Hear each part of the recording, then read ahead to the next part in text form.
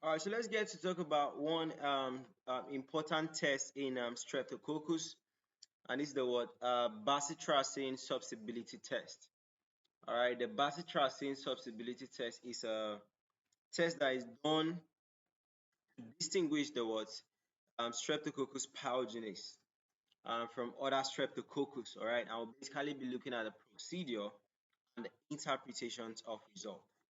So the bacitracin susceptibility test is used to distinguish group A streptococci from other streptococci.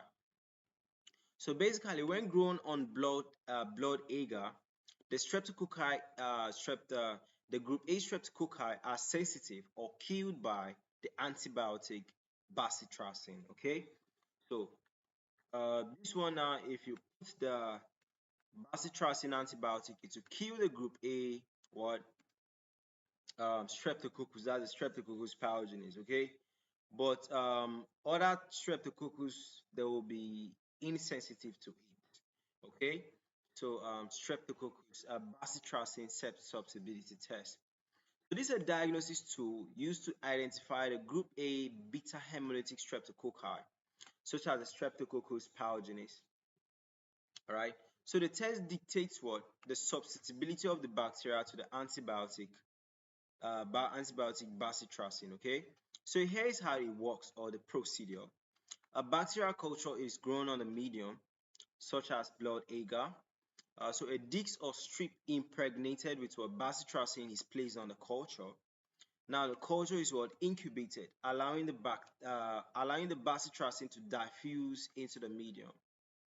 Okay, so now if the bacteria are susceptible to bacitracin, a zone of inhibition or clear area will be formed around the disc or strip, indicating that the bacteria have been inhibited or killed by bacitracin.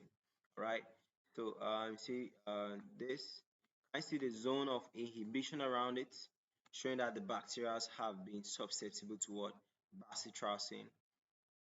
So explanation of result now. Susceptibility to what? Susceptibility to bacitracin is a key characteristic of what? Group A beta-hemolytic streptococcus.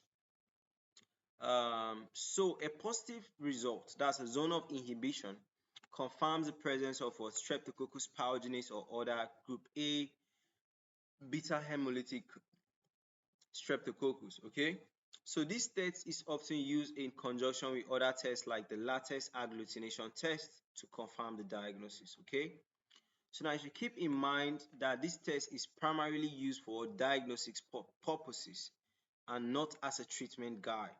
Okay, as bacitracin is not typically used to treat what? Streptococcal infection. Okay, so bacitracin is just made for experiment purposes.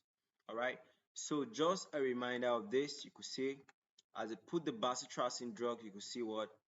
A zone of inhibition around the bacteria, around the drug, showing that what they were susceptible to what? Antibiotic known as bacitracin. All right, so that's it, and bye for now.